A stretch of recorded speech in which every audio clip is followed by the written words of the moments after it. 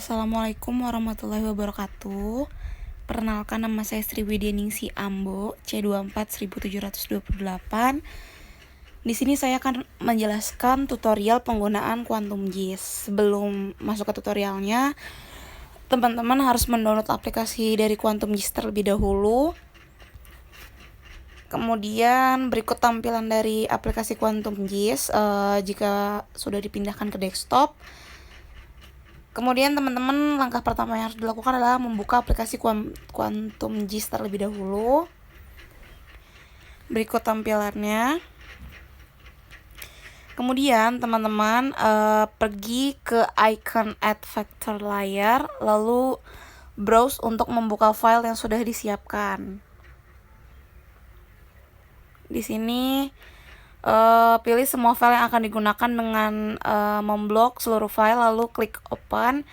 Atau Anda juga bisa dengan membukanya satu persatu file. Di sini saya lebih memilih menggunakannya dengan membuka file AOI terlebih dahulu. Jadi ini file yang sebelumnya sudah disiapkan ya teman-teman. Kemudian klik open. Nah, ini tampilannya. Lalu teman-teman klik plugins, kemudian ke Qmarksun, lalu create planning grid. Lalu klik update extend from layer dan centang side length. Lalu centang square pada output shape file, pilih folder yang sama dalam penyimpanan aplikasi Quantum JIS ini. Lalu beri nama pu_layer_tidung dan oke. Di sini harapannya teman-teman save-nya itu di satu folder ya, soalnya kalau di beda folder itu akan berpengaruh nanti di hasil akhirnya. Tampilannya seperti pada layar. Kemudian ke plugins terlebih dahulu, ke Qmarksun lagi, terus pilih create conservation values. Lalu klik new pada planning unit layer, pilih PU layer tidung. Lalu pada select layer to measure, masukkan penutupan underscore karang, penutupan lamun dan mangrove yang sebagai daerah konservasi. Ini dimasukinnya satu persatu ya teman-teman, jadi gak bisa langsung 3 gitu. Nah, ini contohnya. Nah, ini hasilnya. Jika semua data telah diinput, maka tampilannya akan sebagai berikut. Di sini teman-teman klik run, terus dia akan loading dan emang cukup lama waktunya, sehingga harus bersabar. Ketika selesai, tampilannya akan muncul seperti ini. Kemudian pada layer klik kanan, lalu pilih properties. Nah, ini cara untuk mengecek apakah seluruh data yang sudah kita buat sebelumnya itu sudah teridentifikasi atau belum.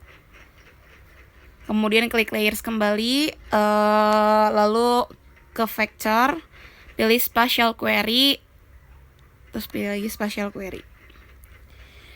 Nah, akan muncul tampilan sebagai berikut. Pada select sources, pilih feature atau pilih PU layer tidung. Pada where the feature, pilih intersect. Pada reference feature, pilih budidaya laut, kemudian apply. Tampilannya akan seperti ini. Kemudian teman-teman tinggal klik apply aja.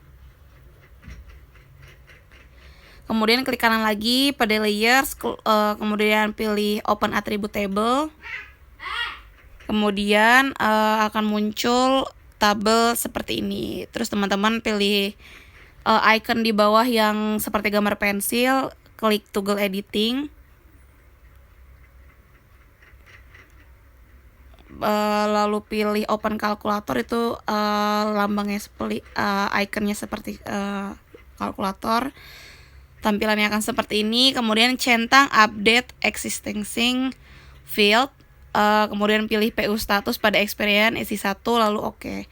Jadi masing-masing experience-nya ini tuh beda-beda teman-teman. Untuk budidaya laut itu 1, nanti untuk situs wisata itu ada lagi. Kemudian save, lalu klik lagi toggle editingnya. Ulangi langkah yang sama dengan reference yang dimasukkan adalah budidaya laut. spot wisata dengan nilainya itu 1, yang tadi sudah saya jelaskan bahwa nilai masing-masing itu berbeda.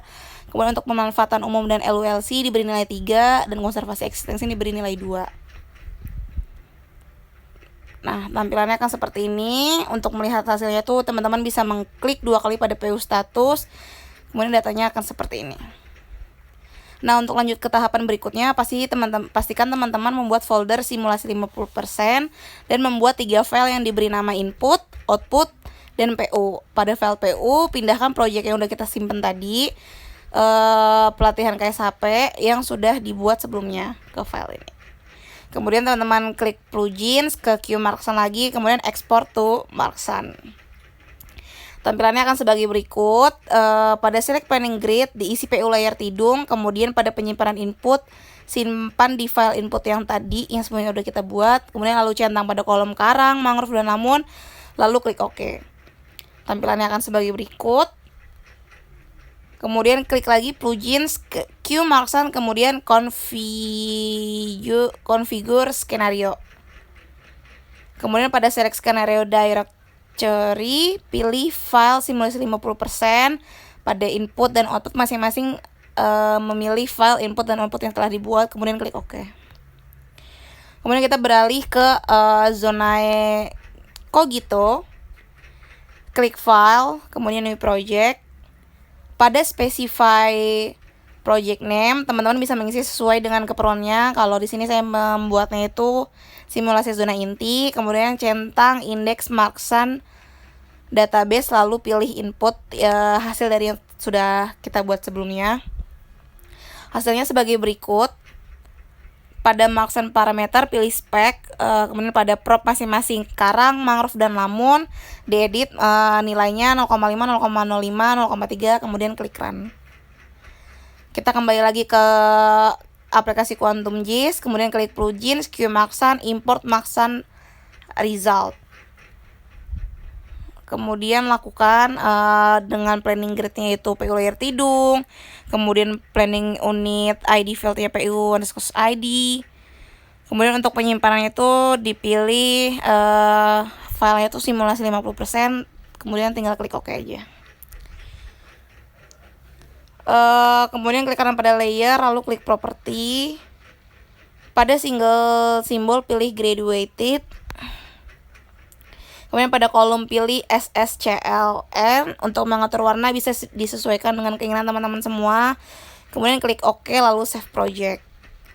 Nah, ini hasilnya. Untuk pembuatan peta teman-teman bisa menggunakan lanjutan dari aplikasi Quantum JIS atau aplikasi dalam pembuatan peta lainnya. Di sini saya menggunakan aplikasi QGIS 3.12 dengan cara klik project, kemudian pilih open project. Open projectnya project yang tadi udah kita buat ya, jadi pastikan teman-teman udah save project terlebih dahulu. Kemudian untuk nama peta bisa diisi sesuai dengan keinginan, lalu klik file, pilih new project, layout, kemudian klik add item dan pilih add map. Teman-teman bisa langsung membuat peta pada aplikasi QGIS ini. Berikut hasil peta yang telah dibuat.